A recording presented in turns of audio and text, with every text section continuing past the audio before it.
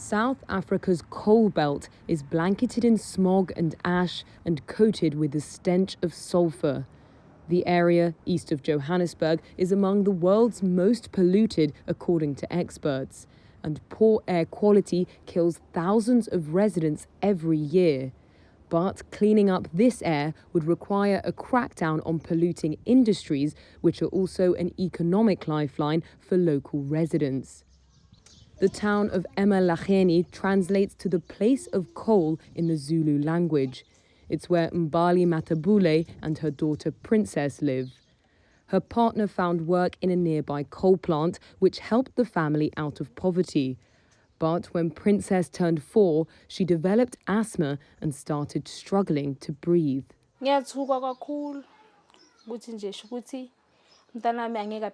I get very concerned because I feel like my child won't live for a long time because of these mines.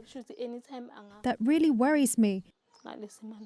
It means any time she could die because of her situation.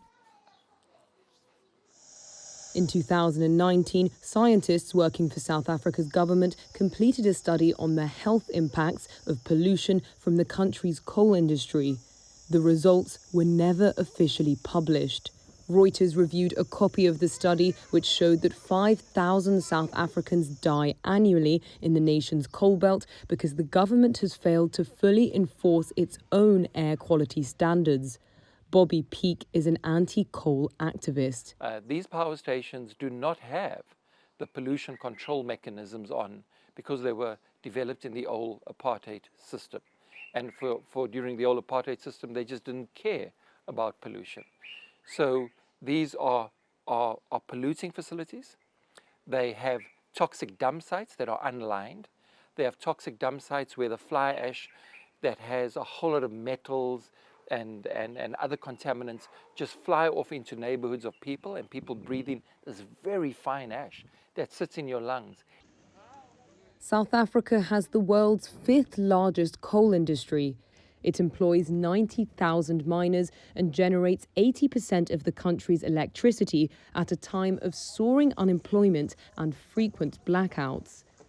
The government has granted waivers from emissions limits to its indebted state power and fuel companies, Eskom and Sasol, since 2015, allowing them to save money. Eskom called these waivers an economic necessity, saying it would cost $20 billion and take 10 to 15 years to fully meet national SO2 standards, leading to prolonged outages in the meantime.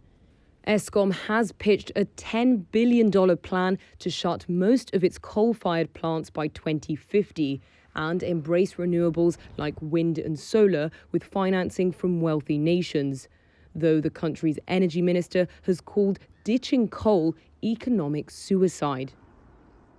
But residents in eMalahleni, like Anna Mazoro, say they're the ones really suffering. We can't live comfortably because of the dust and coal. The smell from the mine dump comes with the smoke. We're not the ones burning the coal, but we are the ones suffering from the smoke.